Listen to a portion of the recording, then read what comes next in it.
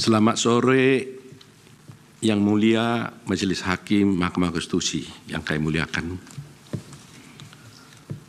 Yang kami hormati para pemohon 1, pemohon 2, dan juga adalah termohon dari KPU dan juga pihak terkait dari Bawaslu. Dan yang kami hormati juga teman-teman sejawat kami, para advokat yang ada di ruangan ini. Yang Mulia, izinkan saya sekaligus untuk persingkat, saya menyampaikan terlebih dahulu semacam pengantar saya sebelum saya membacakan jawaban atau tanggapan kami yang ada di sini sebagai berikut. Yang Mulia Mahkamah Konstitusi dan hadirin sekalian yang saya muliakan, kita sudah mendengar permohonan paslon nomor 1 dan nomor 3 dalam persidangan ini. Apa yang disampaikan dalam permohonan tersebut, kita tahu penuh narasi-narasi dan asumsi-asumsi yang sedemikian rupa, yang terkesan untuk menggiring opini seakan-akan kekalahan dari para pemohon adalah karena adanya kecurangan pemilu. Narasi-narasi yang dikembangkan dan yang dibangun seakan-akan rakyat memilih Prabowo Gibran adalah karena kecurangan dan karena adanya bansos. Terus terang, hal ini sangat menyakitkan dan melukai hati masyarakat Indonesia dan menafikan hak mayoritas rakyat Indonesia untuk menentukan pilihannya dengan bebas. Karena rakyat Indonesia memilih Prabowo Gibran sebagai presiden karena mereka mencintai dan menginginkan Prabowo Gibran sebagai Presiden dan Wakil Presiden Republik Indonesia. Pilihan tersebut dilakukan oleh rakyat Indonesia berdasarkan hati nuraninya.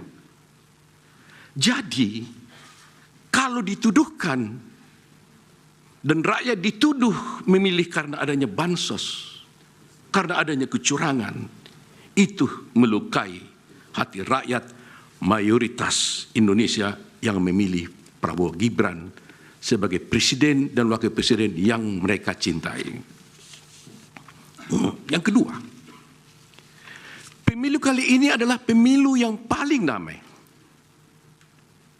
dan tentu paling baik, bukan paling buruk seperti yang disampaikan oleh para pemohon.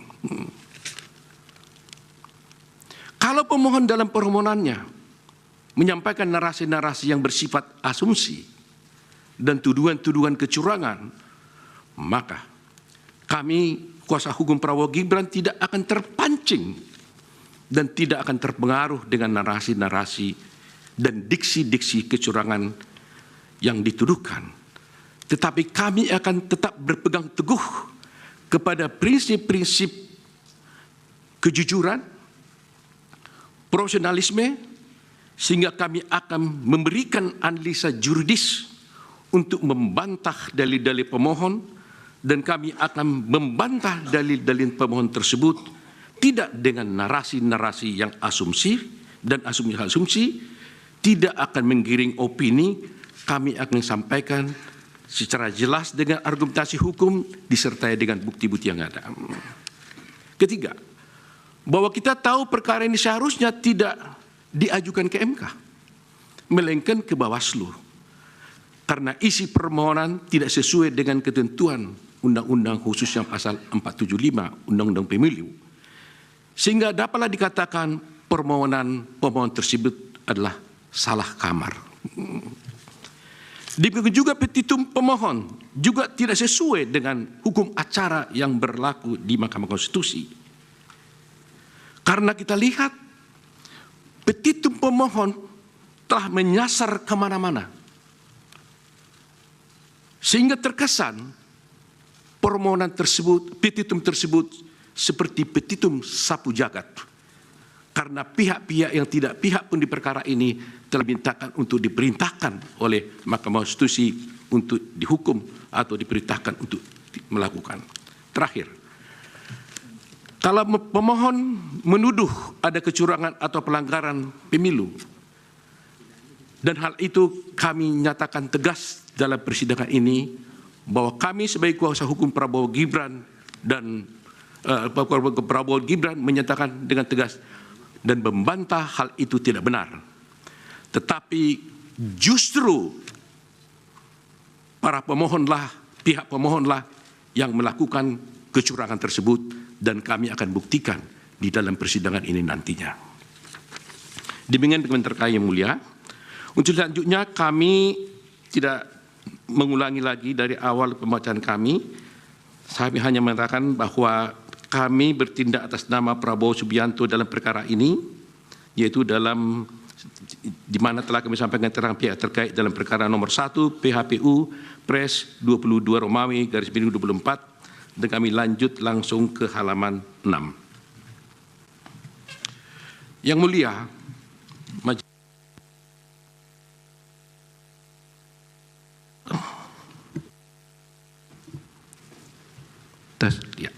Yang mulia, pasal 6 ayat 3 Undang-Undang Dasar Republik Indonesia tahun 45 menyebutkan, yaitu di ayat 3, pasangan calon presiden dan wakil presiden yang mendapatkan suara lebih dari 50% dari jumlah suara dalam pemilihan umum dengan sedikitnya 20% suara di setiap provinsi yang tersebar di lebih dari setengah jumlah provinsi Indonesia dilantik menjadi presiden dan wakil presiden.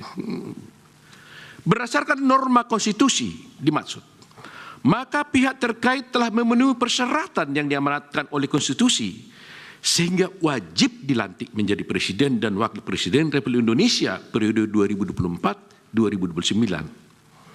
Tingginya perolehan jumlah suara yang sah diperoleh pihak terkait sudah barang tentu menunjukkan adanya kepercayaan dan keinginan begitu tinggi dari mayoritas rakyat Indonesia di hampir seluruh wilayah negara Republik Indonesia, termasuk daerah pemilihan luar negeri, guna memberikan amanat kepada pihak terkait untuk menjadi presiden dan wakil presiden Republik Indonesia 2024-2029.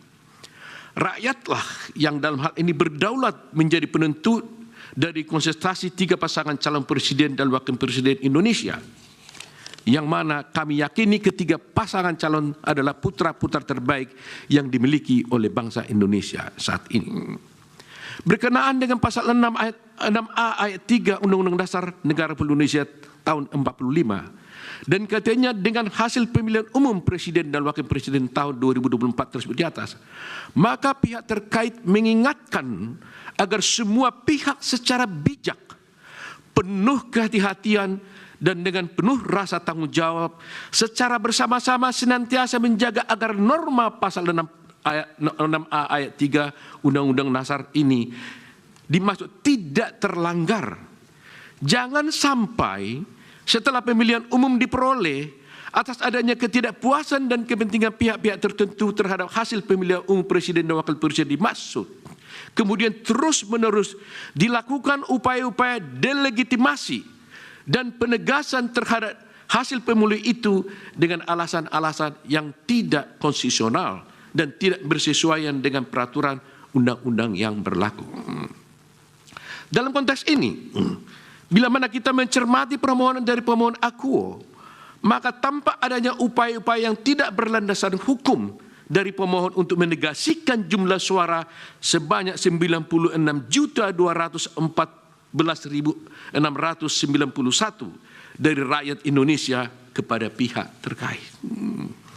Hal ini atas alasan dalam permohonannya, pemohon berupaya agar Mahkamah Konstitusi kendati pun tidak menjadi kewenangannya untuk melakukan diskualifikasi kepada pihak terkait, bahkan tanpa pemohon menguraikan mengenai berapa sesungguhnya jumlah suara yang benar menurut pemohon, sehingga mempengaruhi keterpilihan pihak terkait untuk kemudian dilantik sebagai presiden, sebagaimana ditentukan dalam pasal 6 ayat 3 Undang-Undang Dasar tersebut.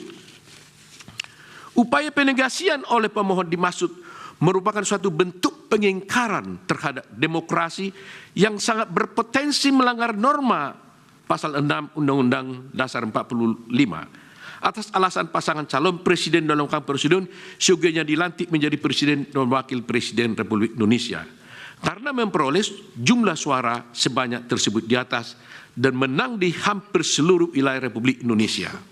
Kemudian dipaksakan oleh pemohon tanpa disertai dengan basis data dan angka sehubungan dengan jumlah suara sah menurut dalil pemohon sebagaimana diatur oleh peraturan perundang-undangan. Bila mana kemudian didalilkan oleh pemohon bahwasanya diskualifikasi menjadi relevan karena isu pencalonan wakil presiden yakni Bapak Gibran Raka Buming Raka, tentulah dia tidak relevan. Atas alasan pencalonan Bapak Gibran Raka Buming Raka itu sendiri adalah didasarkan pada putusan Mahkamah Konstitusi nomor 90 garis miring PUU garis garing 21 garis 23, sehingga pemohon bukan lagi berhadapan dengan KPU atau termohon dan pihak terkait, tetapi dengan Mahkamah Konstitusi itu sendiri. Lebih-lebih pada kenyataannya, pemohon dan pasangan calon presiden dan wakil presiden juga ikut dalam kontestasi pemilihan presiden dan wakil presiden bersama-sama dengan Bapak Gibran selaku calon wakil presiden nomor 3. Namun setelah ditetapkan kalah oleh KPU dengan 1 putaran, malah pemohon meminta kepada Mahkamah Konstitusi untuk mendiskualifikasi pihak terkait, ya atau setidak-tidaknya Bapak Gibran Raka Buming Raka. Ini suatu sikap inkonsistensi yang nyata dan sebenarnya dari pemohon. Sebagaimana kita memahami, perkara yang sedang diperiksa dan diadili oleh Mahkamah Konstitusi sekarang ini adalah perkara perselisihan pemilihan umum yang menjadi kewenangannya sebagaimana diatur oleh pasal 24C Undang-Undang Dasar Republik Indonesia tahun 45 yang kemudian dirinci oleh pasal 10 ayat 1 huruf D Undang-Undang nomor 24 tahun 23 tentang Mahkamah Konstitusi sebagaimana telah diubah beberapa kali dan terakhir dengan Undang-Undang nomor 7 tahun 2002 yaitu kami sebutkan Undang-Undang Mahkamah Konstitusi. Dan kemudian telah diejawantahkan pula pada berbagai peraturan perundangan lainnya yang berlaku. Bila mana kemudian kewenangan Mahkamah Konstitusi tersebut dikaitkan dengan konteks rezim pemilihan umum di Republik Indonesia, politik hukum dari pembentuk undang-undang, Presiden dan DPR, sebagaimana dijawantahkan dengan Undang-Undang nomor 7 tahun 2017 tentang pemilihan umum, telah mengatur secara tegas dan jelas akan berbagai cara penyelesaian serta forum yang dipilih dan wajib ditempuh dalam hal terjadinya perselisihan sehubungan dengan pemilihan umum baik dalam tahapan persiapan, penyelenggaraan, dan setelah dilakukannya pemilihan umum. Perlu kami ingatkan kembali bahwasanya untuk Undang-Undang Pemilu telah mengatur dengan tegas dan rinci berkenaan dengan eksistensi dan kewenangan badan-badan lembaga dan lembaga untuk menyelesaikan perselisihan yang berkaitan dengan pemilihan umum.